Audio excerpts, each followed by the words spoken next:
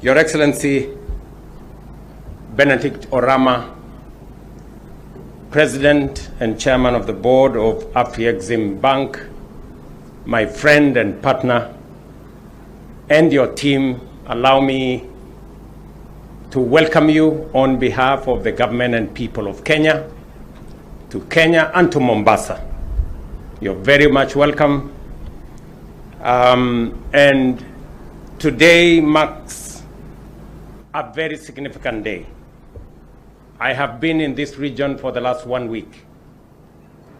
And Professor, as I told you earlier, I have engaged with almost 20,000 people in this region over the last 1 week, maybe more. And all of them know that there is something happening today in Mombasa about Dongo Kundu.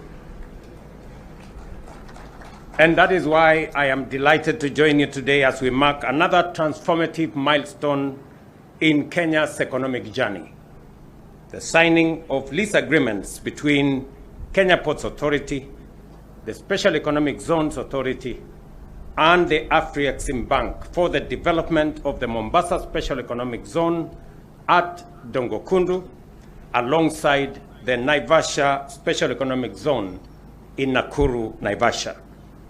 With these two special economic zones taking shape, we are fast-tracking our progress towards Vision 2030, Kenya's blueprint for national development, and the bottom-up economic transformation agenda, the engine of inclusive development. The agreements signed today are part of a $3 billion MOU signed between the government of Kenya and Afrexim Bank in 2023. I remember when I came into office, I did instruct our treasury to, before doing anything else, redeem our space in shareholding of the Afrexim Bank. And I remember we did invest $40 million to recoup some of the shares we had lost in Afrexim Bank. And I want to assure the Afrexim Bank fraternity that Kenya shall continue to be a partner and a shareholder of Afrexim Bank going forward, and we will continuously invest in this bank because it is an African bank and we believe that it has the right orientation for the development of our continent. This partnership enhances economic sustainability through the public-private partnership framework, strengthen Kenya's resilience to climate change, shield the economy from external supply shocks, and boost food production, among many other areas that will be impacted by the developments that will be undertaken both here in Dongo Kundu and in Naivasha.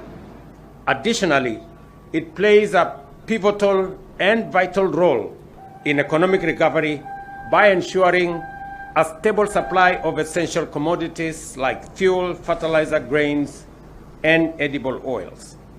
I am informed, and you heard for yourselves what Professor Orama said here, that the target for these two investments will be here in Dongo Kundu, matters to do with footwear, agro-processing, medical and pharmaceutical supplies, including petrochemical industries.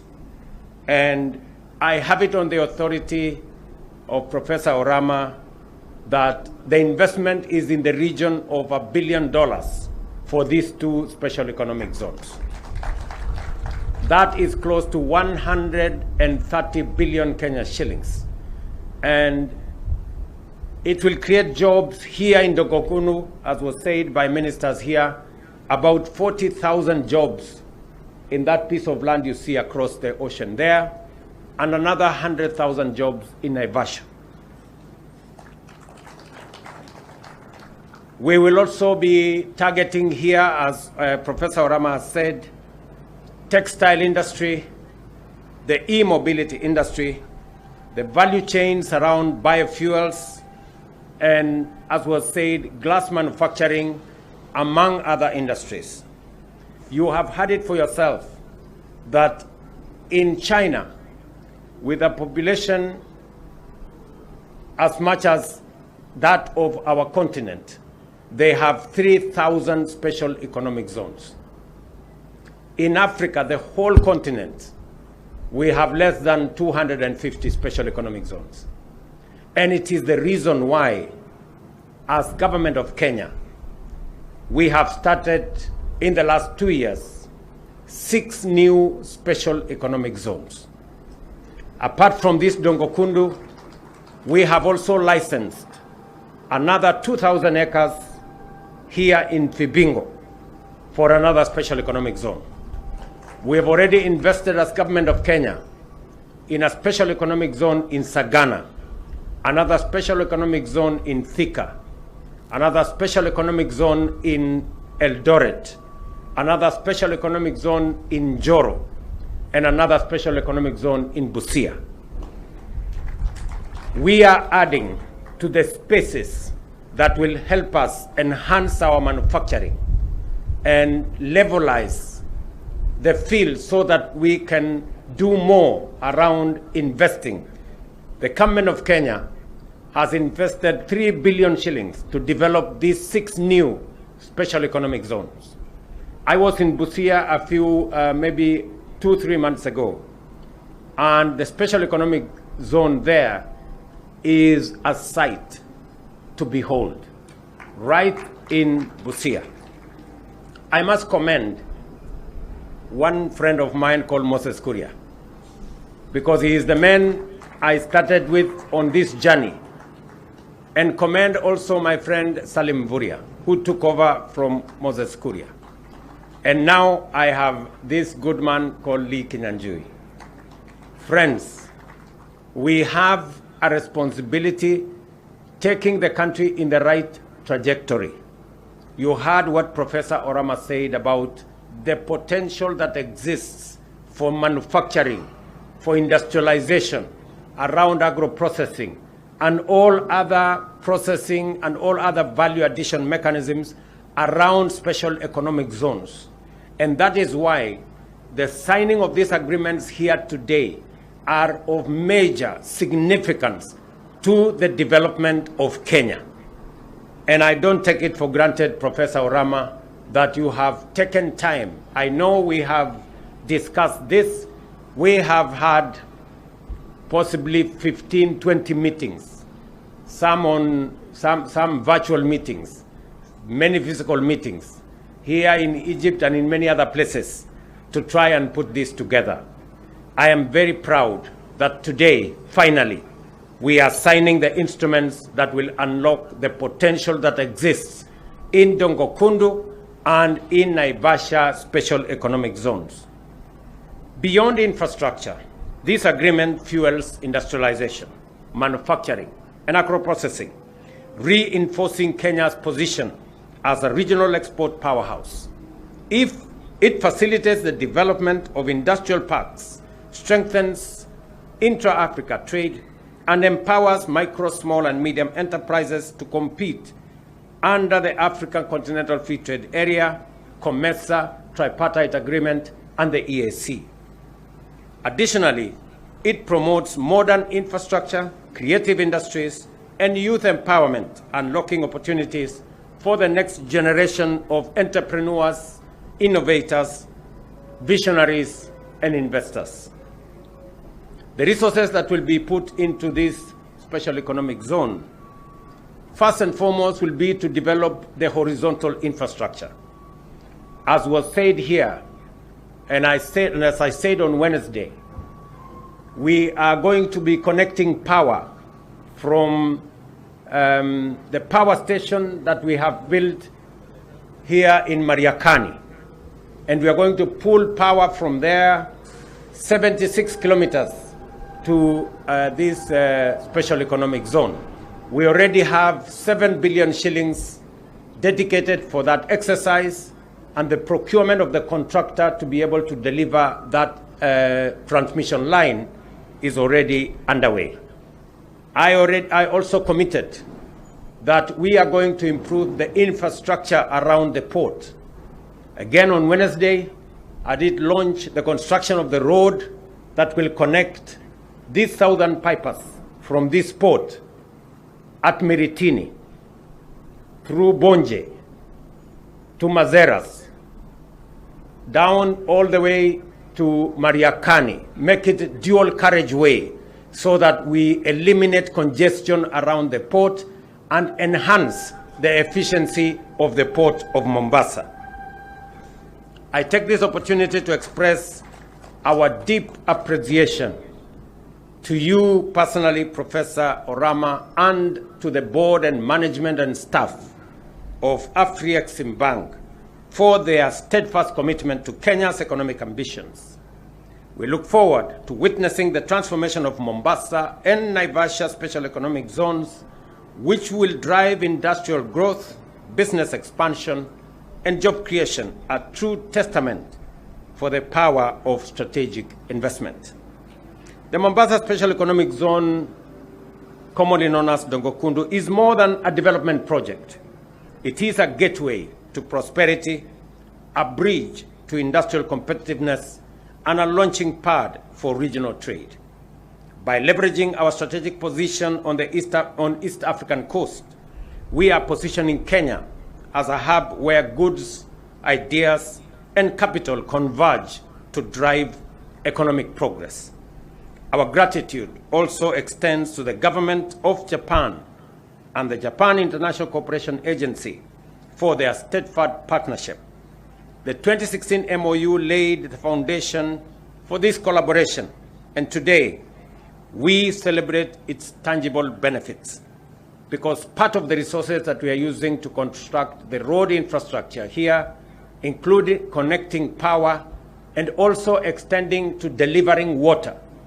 We will be delivering water from Tiwi in Kwale to the Dongo Kundu Special Economic Zone to make it a viable enterprise and a viable ecosystem for the development of the infrastructure and the industries that we need there. With this investment, that includes a 37 billion concessional loan from Japan and a 6 billion grant, Japan's support has been instrumental in developing critical infrastructure in the port of Mombasa and also in Dongo Kundu Special Economic Zone. Ladies and gentlemen, the enthusiasm from investors underscores the enormous potential of the Dongo Kundu Special Economic Zone. I am informed that the Kenya Ports Authority has received 97 applications for land allocation requiring close to 7,000 acres, while we have made available 500 acres to Afrexim for integrated industrial park. The signing of this lease agreement is more than a legal formality. It is a declaration of intent and a commitment to building an industrial hub that fuels economic growth, generates employment, and enhances Kenya's manufacturing capacity. As we embark on this transformative investment, we remain committed to the welfare of communities affected by the project. The Resettlement Action Plan is underway, ensuring fair and timely compensation. To date, 1.2 billion has been disbursed, benefiting 1,712 households as of January this year.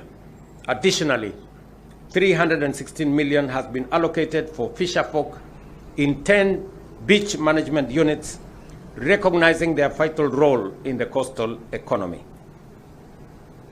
Realizing the full potential of Dongo Kundu Special Economic Zone and the Port of Mombasa, we require very strong collaboration. I call upon our development partners, investors, and experts to continue supporting this vision through technical expertise, financial backing, and knowledge sharing. Together, we can build a thriving ecosystem that nurtures entrepreneurship, fosters innovation, and accelerates regional integration. Allow me also to commend the board and management of the Kenya Ports Authority and staff. They have done a commendable job. Let me say this. 2 years ago, I did give very firm instructions that the government of Kenya needs to institute operational efficiency measures across all state agencies. Many state agencies took for granted that the resources that they had belonged to the people of Kenya. And because of that operational efficiency that I instructed across government agencies, today KPA is making profit and declaring dividend. Kenya Pipeline Corporation is making profit and is declaring dividend. KPLC is making profit and declaring dividend. And Kengen, among other companies that originally did not give any cent to the people of Kenya through the National Treasury, today they are paying money in terms of dividend to the people of Kenya, to Treasury, and we are using that money to educate the young people of our country, to build our roads, and to make sure that our hospitals are functioning. I must commend KPA. Last year, they gave us a dividend of 12.5 billion. This year, I am expecting 20 billion. And I am told you are well on the way towards that target. And because we want to share in the success of what you do, and we know that for us to get that dividend, there are men and women who put in long hours and a lot of energy and a lot of efficiency. I want to authorize that the staff of Kenya Ports Authority be paid.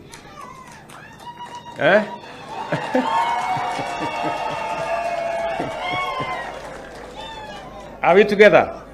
The staff of Kenya Ports Authority be paid a bonus this year for the commendable work they have done. In fact, Kenya Ports Authority has already attained the target of 2 million TEUs. That was the target for 2028. They are 3 years ahead of time. And because of that efficiency, I want to commend the staff, the management, and the board of KPA for a very well-deserved, well done, and congratulations for a job very well done. Tuwapige makofi jameni. Congratulations.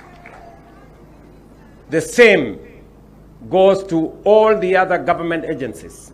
And I have made a conscious and firm decision that government agencies that only drain our resources, those that are non-strategic, will be merged, and we are already working on 42 of them to be merged, and others will be closed down and transferred, and their services transferred to the private sector.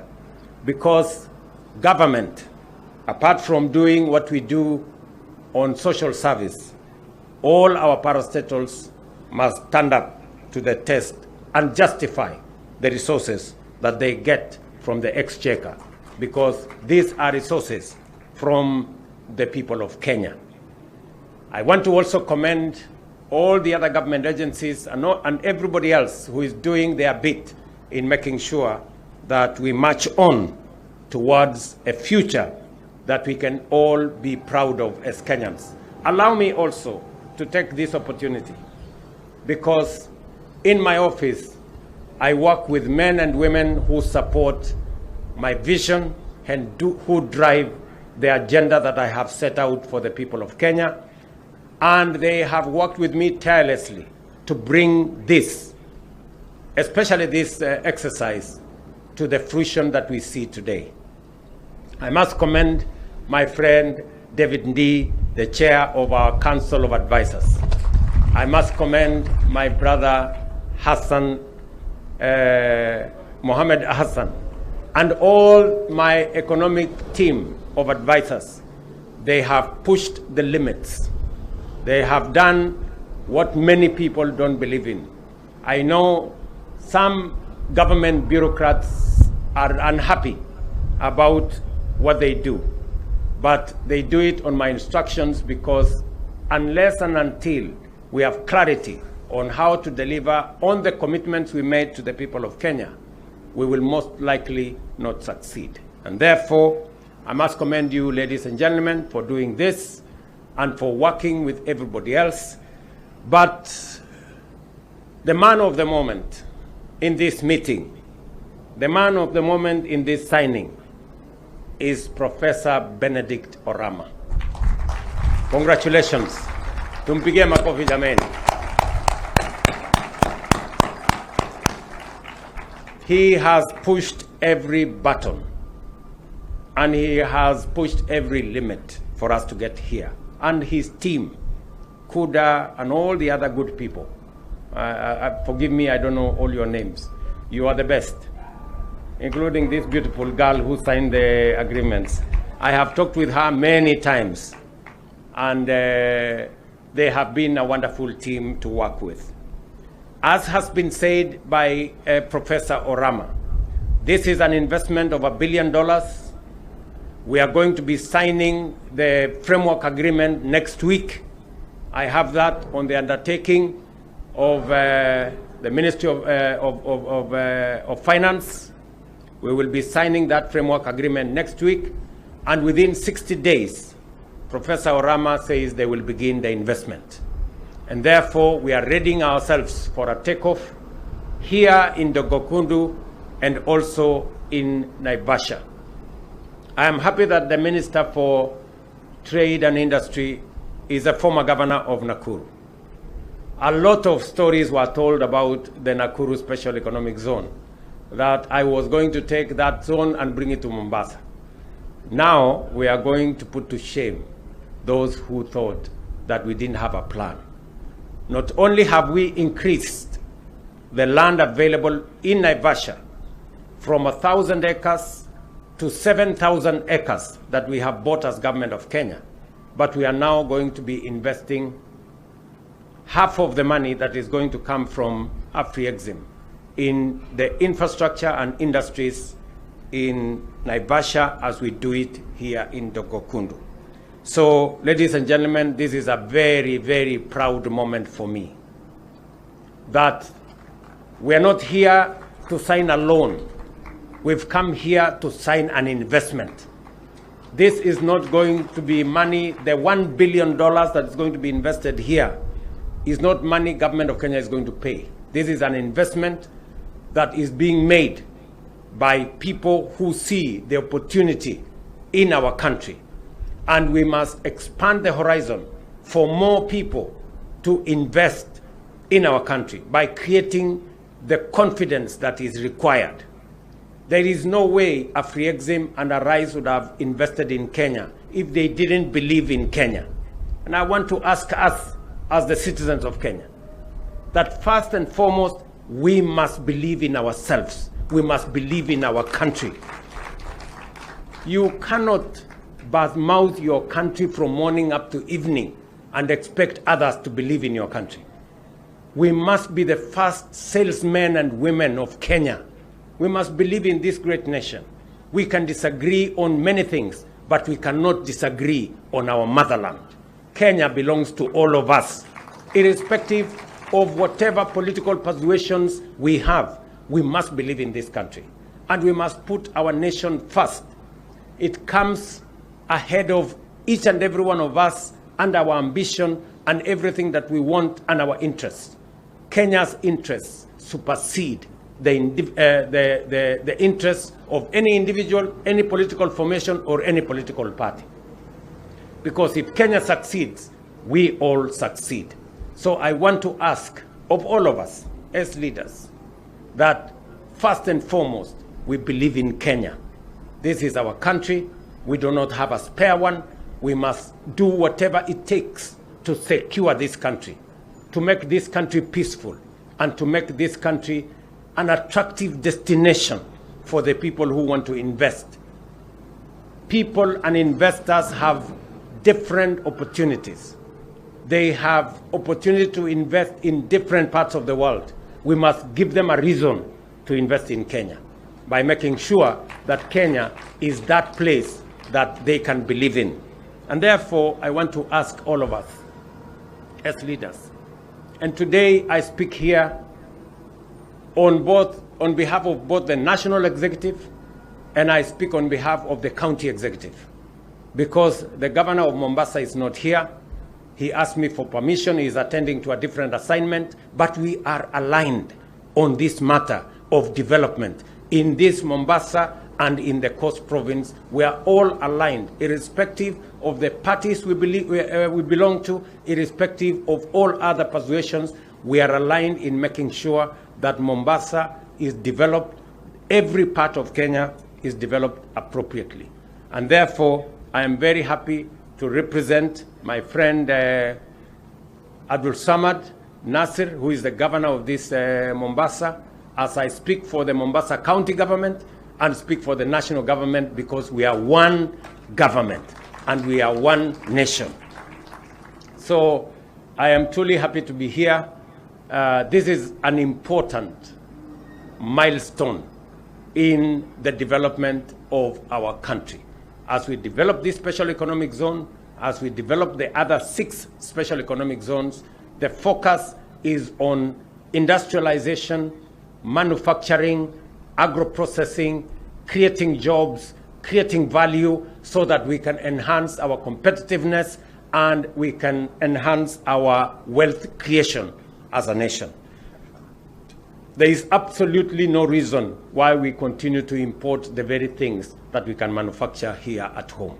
And therefore, these special economic zones gives us the opportunity to use the raw materials that we have, whether they are in the mining sector, whether they are in the agricultural sector, whether it is leather industry, whether it is cotton industry, and everything in between, for us to be able to drive the development of our country. Ladies and gentlemen, as I end my tour of this region, I end it as a very proud Kenyan that we are making the right steps in the right direction. We are not only connecting people to energy and to water, we are not only connecting places with roads, we are also connecting people with opportunities and investment for us to grow our wealth for our country, create jobs for our country, and create a prosperous Kenya that we all believe in.